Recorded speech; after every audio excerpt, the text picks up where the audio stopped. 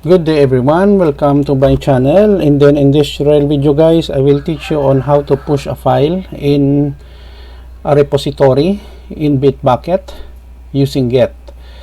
Before we start, I would like to say thank you so much to all my viewers, silent viewers, supporters in my channel. If you are new with my channel and then you like this video, please hit the like button. Don't forget to share and please support my channel guys by clicking the subscribe button. So let's get started.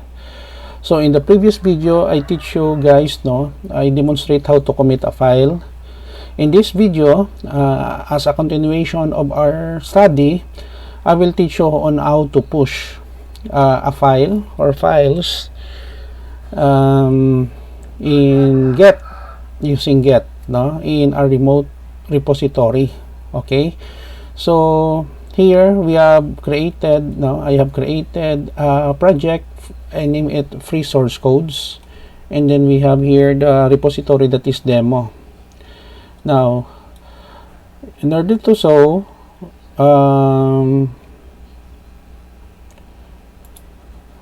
I have already cloned the repository in my local machine. So here, right click, open get bash here, command line. Okay, so the demo now. So we can try to make it much bigger now. So we will have to display the file. So I have one file. I will create another file issuing a command touch.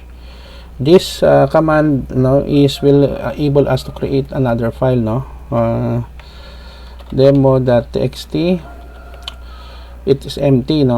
Touch command will not applicable in Windows. It will only work in Mac OS and Linux and Unix operating system. Press the enter key. So we have two files already, so we will get the status of the files.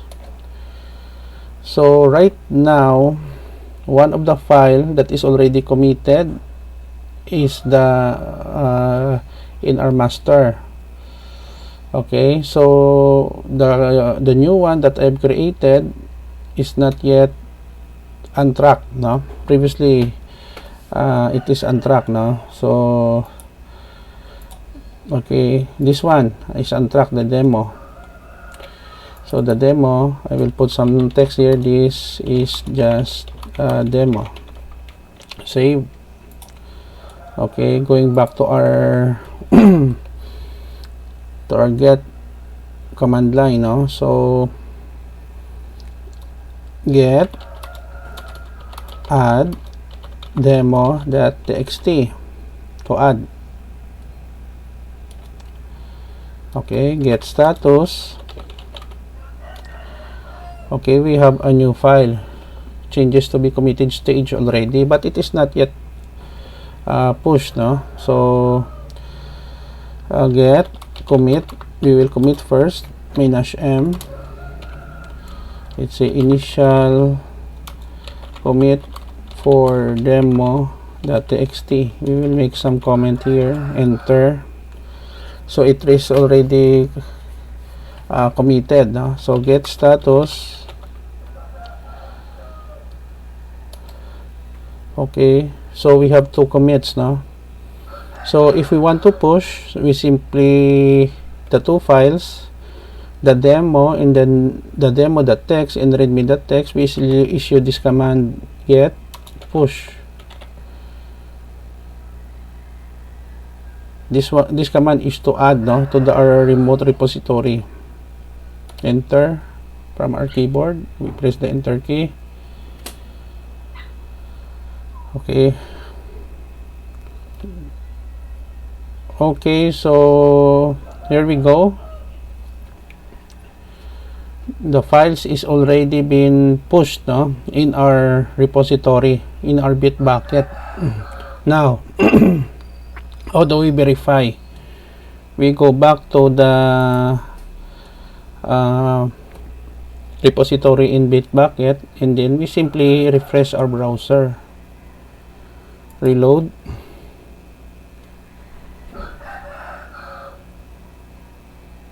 Okay, so here we go. We have already successfully pushed the two files, the demo and readme.txt. So if I click the demo text here, this is just a demo. This is the output in our master branch. We don't have yet some branches here. Okay, how about the readme? This is a file. Okay, so that's it, no? We were able to successfully push the two files, the readme.txt and demo.txt, to our remote repository from our local machine to our repository demo in Bitbucket repository. So that's it, guys, no? Thank you so much for watching my video, our video rather. I hope that you have learned something new in using get to push the file or files into repository in Bitbucket. If you are using GitHub, it's almost the same, no, in terms of navigation. So this is a basic skills, no, if you are a software engineer, programmer, or even a tester, no, to manage your files, if especially you are working in a team, no, with several software engineers or developers working in a project, to track down the changes of your codes. Okay, so once again, thank you so much. Don't forget to like, share, and please support my channel, guys, by clicking the subscribe button. See you in the next video tutorial, guys. This is your friend Jake saying bye bye for now.